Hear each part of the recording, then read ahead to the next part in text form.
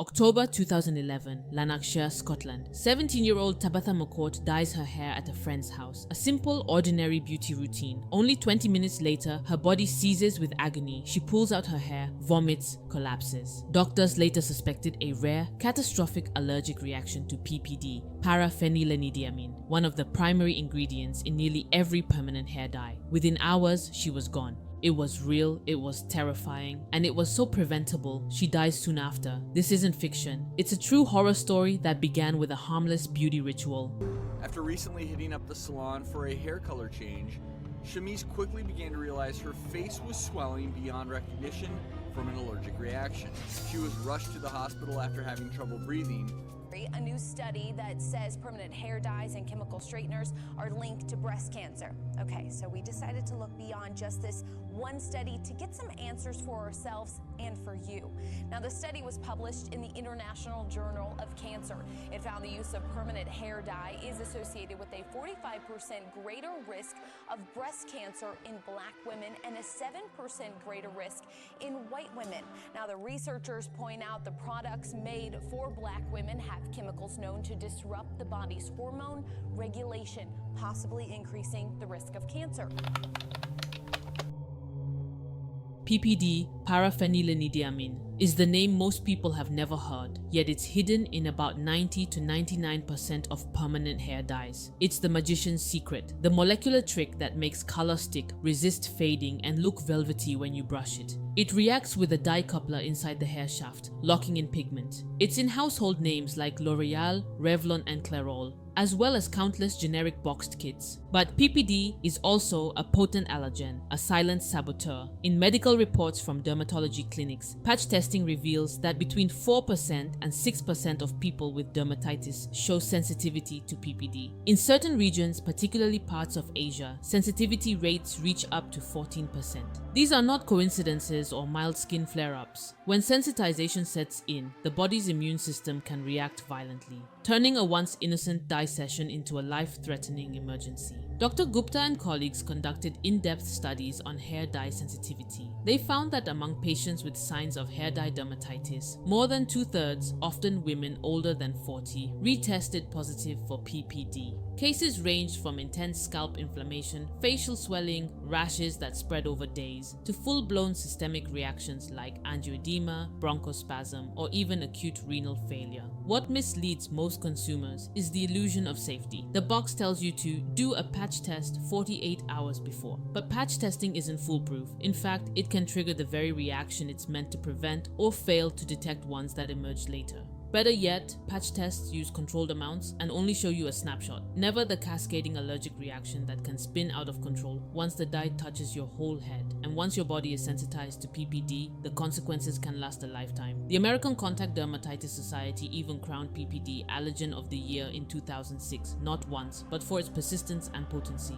But here's the cruelty. PPD remains ubiquitous. Despite regulatory limitations in some regions, like the EU, where it's capped and must carry warning labels, many countries still allow unrestricted sale of high PPD dyes with no clear oversight or education for consumers. Meanwhile, the industry doubles down. There's no alternative that offers lasting, fade-resistant, natural-looking color in the same efficacy as PPD-based dyes. It's decades of conditioning market demand, built on a chemical that works, but with monstrous potential for harm. So when a seemingly harmless box ends up in your basket, remember, you are gambling with PPD against your own skin. For many, it's fine, until one day it's not. If this chapter made you question what's inside your skincare, pause and check your labels. If it opened your eyes to something you didn't know, hit like and subscribe. It tells YouTube this video matters and helps more people see what the beauty industry won't say out loud.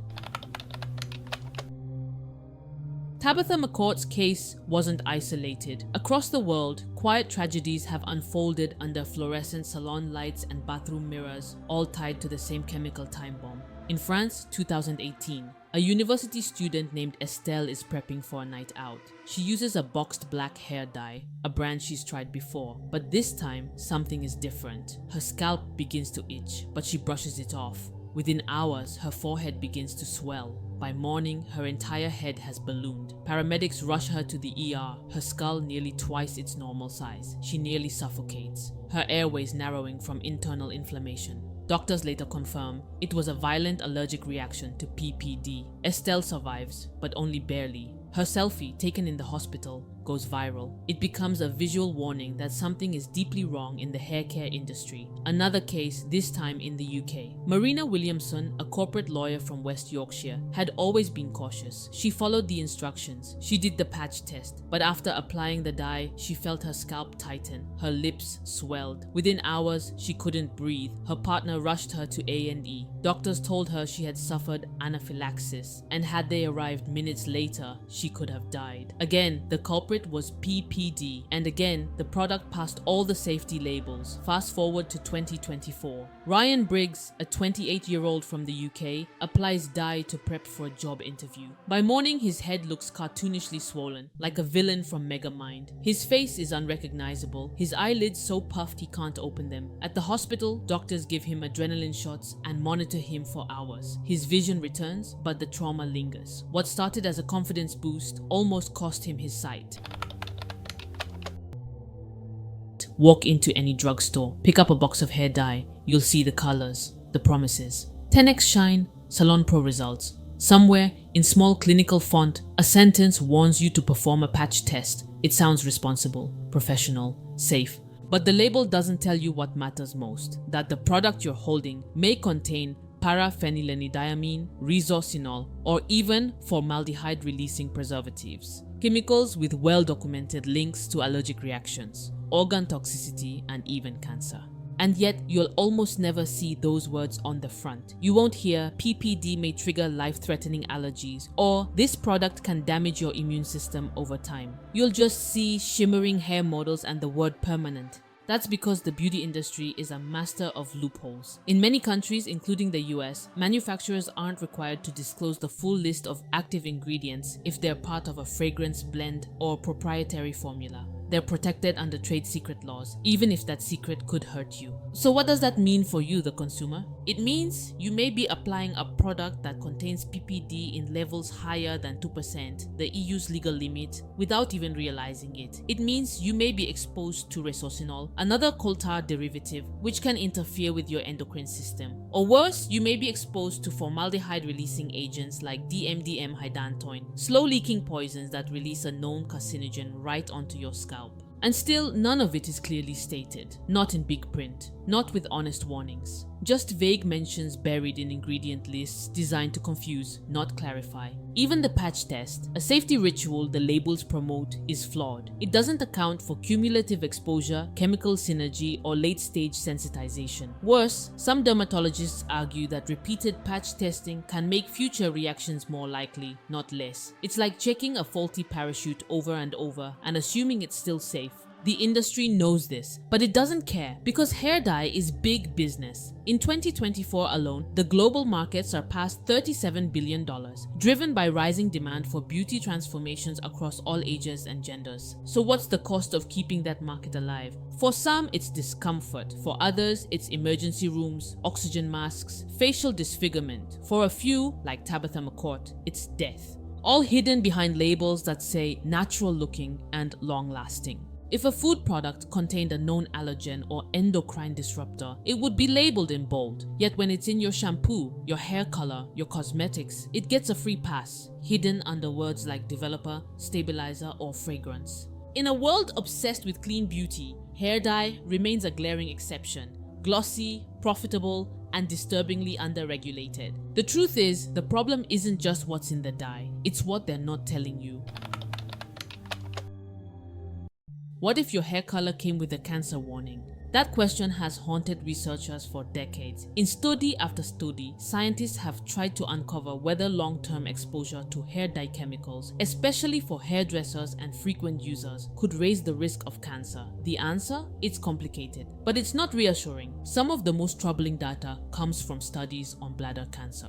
Repeated exposure to aromatic amines like PPD and its chemical relatives has been linked to a statistically significant increase in bladder cancer risk. Assistant These aren't isolated incidents, they're population-level patterns showing up in epidemiological data worldwide. And it's not just bladder cancer. Some studies suggest connections to non-Hodgkin's lymphoma, leukemia, and breast cancer, particularly in women who have dyed their hair frequently over long periods. A 2020 study published in the International Journal of Cancer found that women who used permanent hair dye regularly had a 9% higher risk of breast cancer compared to those who didn't. For professional stylists, the risk is even higher. Day after day, year after year, they're breathing in fumes from ammonia, peroxide, and coal tar derivatives. Their hands are in constant contact with sensitizing chemicals. And yet, many salons lack proper ventilation or protective training. These exposures aren't just theoretical. Occupational health studies have documented higher rates of dermatitis, asthma, hormone disruption, and chronic inflammation among salon workers, most of them women. Many are immigrants or self-employed with limited access to healthcare or advocacy.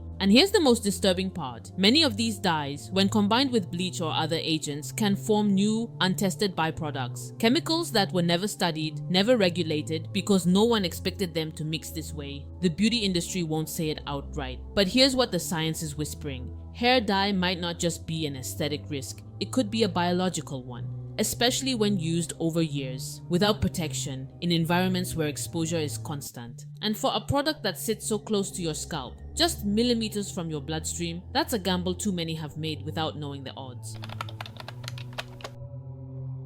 If all of this sounds overwhelming, that's because it is. But it's not hopeless. The beauty industry wants you to believe that hair dye is a binary, bold color or bare roots. But the truth is, you have options and power. Start with your ingredients. Flip the box. If you see PPD, resorcinol, ammonia, or fragrance without a breakdown, pause. That's a chemical cocktail you deserve to know more about. Transparency isn't a luxury, it's a right. Look for brands that are PPD-free and ammonia-free. They're not perfect, but they're better. Henna and vegetable-based dyes are natural alternatives, though they come with their own caveats. Always verify purity. Some so-called natural hennas are laced with, you guessed it, PPD for deeper color. If you color your hair at home, do more than the patch test. Use gloves, open windows, don't leave dye on longer than instructed, and if anything burns or itches, wash it off immediately. If you're a stylist, this is your workplace, your body. Use barrier creams, demand proper ventilation, don't handle dye without gloves. Protect your clients, but protect yourself first. And beyond that, ask for change. Demand that brands disclose full ingredients. Push for stricter safety studies. Vote with your wallet. Support companies that respect your skin, your lungs, your long-term health. Most importantly, talk about it. Tell your friends, share your story, because silence is how these risks stay hidden, and you shouldn't have to suffer to look good. The most powerful thing you can do is know, because when you know what's inside your beauty products, you're no longer just a consumer, you're a protector of your skin, your health, your future. This isn't just about hair dye, it's about truth and the cost of ignoring it. You started this video looking for beauty, maybe a new color, a new look, a better version of you. But what you found was a mirror, one that reflects the cost of silence, of chemicals, of corporate denial. Hair dye is marketed as transformation, but for too many, it's trauma in a bottle. And the worst part, you were never warned. If this story made you pause before your next dye job, good. If it made you question what else the beauty industry hides, better. Because this isn't just about your hair, it's about who gets to profit from your trust. And we're not done. Next, we're going deeper into the unregulated world of eyelash serums and the hidden pharmaceuticals they never told you about. Because if you think hair dye is bad, wait till you hear what's going near your eyes. Subscribe, stay sharp, and never stop reading the label.